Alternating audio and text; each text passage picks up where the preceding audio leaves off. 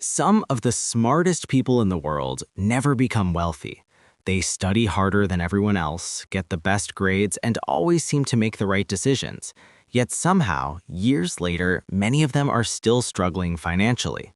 Meanwhile, people who were never considered the smartest are building businesses, making money, and living freely. At first, this doesn't make sense. We've always been told that intelligence is the key to success. Study hard, get good grades, and your life will be fine. But what if that belief is incomplete? What if the same system that creates intelligent people is also quietly limiting their financial growth? From a young age, smart people are rewarded for being correct. In school, success comes from getting the right answers, following instructions, and avoiding mistakes. Over time, this builds a strong identity.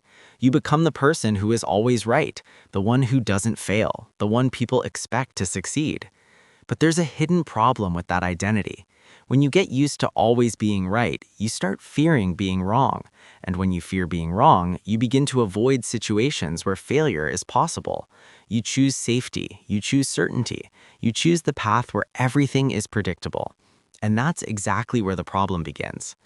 Because in the real world, especially when it comes to money, the biggest opportunities often exist in uncertainty. There is no guaranteed answer. There is no clear instruction. There is no perfect path. Instead, there are risks, experiments, and decisions that could either fail or succeed.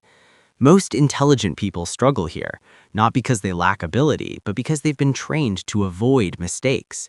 They overthink, they analyze every possible outcome, they wait for the perfect moment, and while they are thinking, someone else is acting. And in many cases, the person who acts wins. Not because they are smarter, but because they are willing to move forward without having all the answers. Another trap smart people fall into is the comfort of stability. A stable job, a stable income, a predictable life.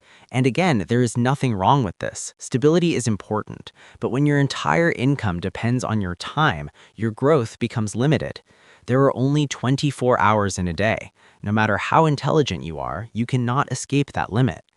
Wealthy individuals understand this differently. They don't just work for money, they build systems that generate money, systems that can work for them even when they are not actively working.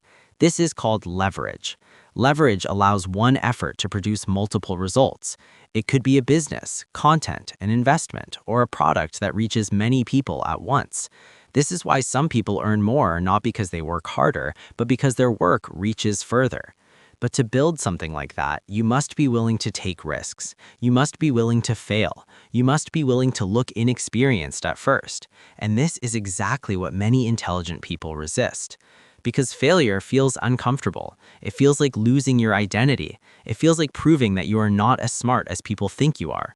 So instead, many stay in environments where they can remain the smart one, where the rules are clear, where success is predictable, where failure is rare. But those environments rarely create wealth. The people who build wealth are not always the smartest in the room. They are often the ones who are willing to try, fail, learn, and try again. They focus less on being right and more on creating value. They ask different questions. Instead of asking, what is the correct answer? They ask, what can I build? Instead of asking, what if I fail? They ask, what can I learn if I try? And that shift changes everything. Because money flows to value, not just intelligence. The more value you create for others, the more opportunities you create for yourself. So intelligence is not the problem. In fact, it's a powerful advantage, but only if it is combined with action, risk, and the willingness to fail. Otherwise, it becomes a trap. So the real question is not how smart you are. The real question is how you think about risk, failure, and opportunity. Because in the end, being smart doesn't make you wealthy, but thinking differently just might.